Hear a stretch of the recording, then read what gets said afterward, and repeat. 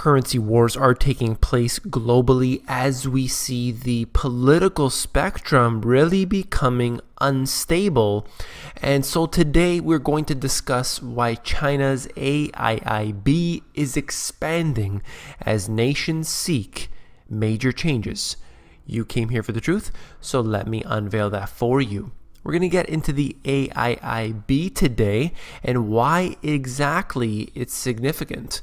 Now, let's begin with a quick little description of that. It is the Asia Infrastructure Investment Bank, AIIB.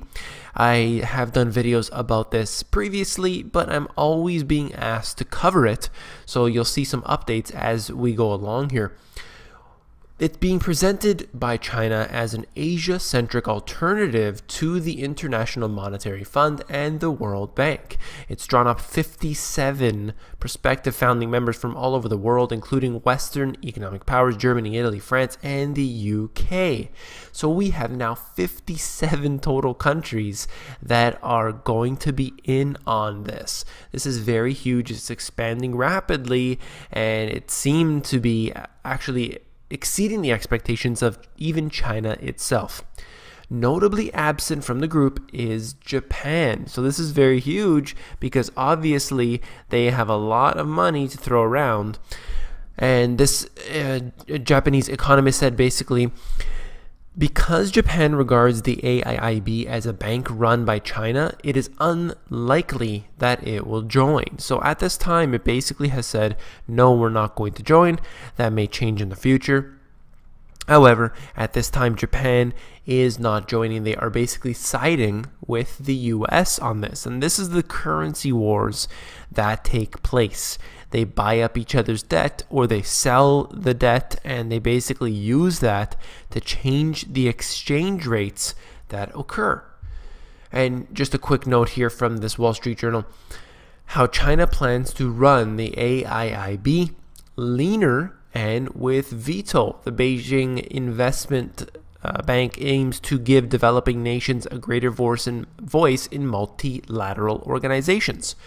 A new China-led infrastructure bank aims to differentiate itself from other lenders with a leaner, more efficient structure that ultimately gives Beijing veto power over major decisions. So when you're looking at what happens with the World Bank, the IMF, that's basically all the US. Everything that happens there, it's pretty much just a mouthpiece for the US and for the West. Well, with the AIIB, they're aiming to change that. This isn't the only other Asian infrastructure type bank. We do have others. There are others out there, but this one is meant to be a rival specifically to the World Bank and the IMF, something that has been changing now for the past few years. I'll get into that in a moment. Just hang on. As we look at this right out of the Wall Street Journal, authorized capital stock in the AIIB, and China's going to be contributing 30 billion of that total, and they're now saying 100 billion of initial capital. Initially, it was supposed to be 50 billion. Now I'm seeing reports of 100 billion. So this is expanding rapidly. Hasn't even really begun yet. It's just basically all an idea at this point. And then you look at the countries here that are involved, obviously India and Russia being two big supporters of this. The BRIC nations clearly want much to do with this. They're going to partner up with China. They're going to partner up with all of the other people or nations in their region there.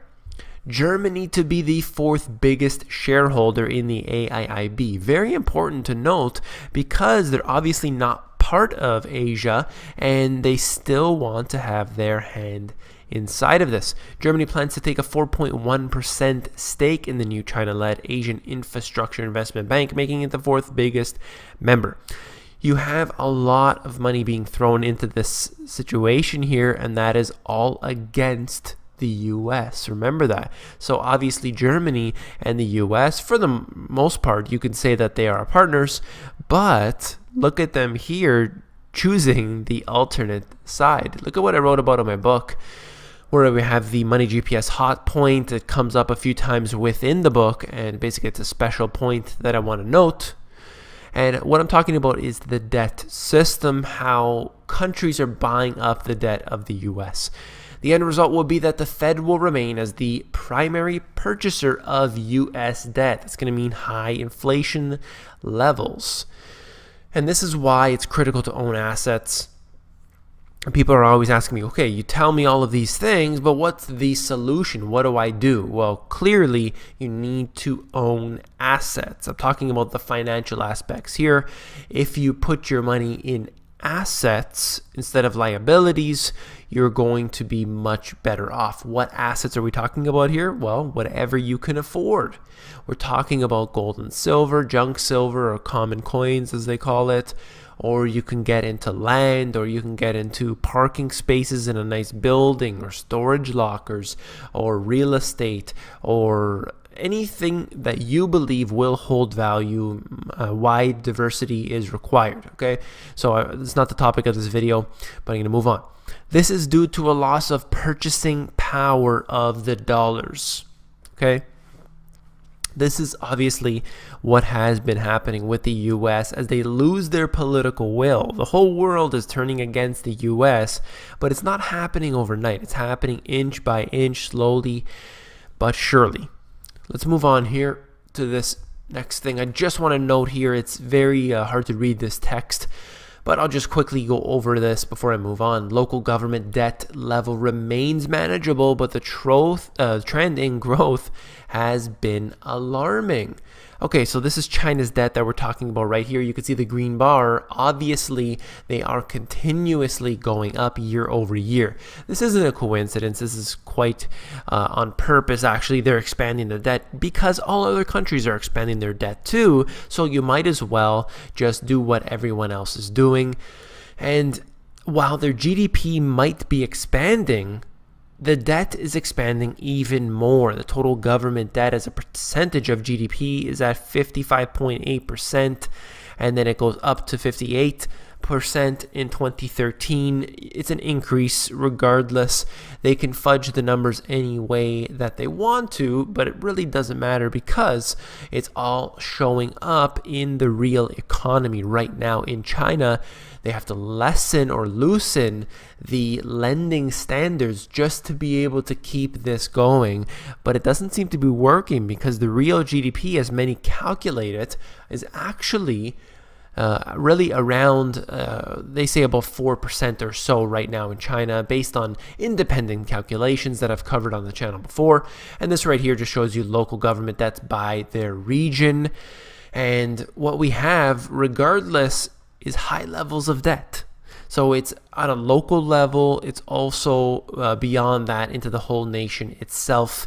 No different than what we're seeing in Europe today, what we see in the US, as it's the local areas that have a problem, but also the nation itself. And then what do? They end up lending money to the AIIB, for example, which is no different than the IMF. And you don't have a choice. The country simply gave your money to this supranational entity, whether it's good or bad or whatever. You don't have a choice. And meanwhile, the area that you live in might be heavily in debt. So last but not least, I just wanted to cover this, what's happening with the Greece situation. I threw it at the end just to respect your time here. The leaders of Germany and France offered to release billions in frozen aid on Friday in a last-minute push to talk Greek Prime Minister Alexis Tsipras into contentious pension reforms in exchange for filling Athens' empty coffers until November. Okay, so this is very big, as they basically say, look, we're going to give you billions of dollars here, but you have to give in to the reforms. The reforms, though, are not politically motivating right now for this government because they said not one step backwards. The leftist premier's response, according to the Greek official, was that he could not understand why his country's creditors were seeking to impose such harsh conditions in return for money to avert imminent default and damage to the Eurozone. So he's saying, why are you trying to screw us over? You know we're not going to take this deal. Just give us the money and we'll move on. Well, something big has to happen. Even if they were to be given some sort of debt pardon, debt jubilee here in the situation, it doesn't fix anything. Nothing here has been fixed at all.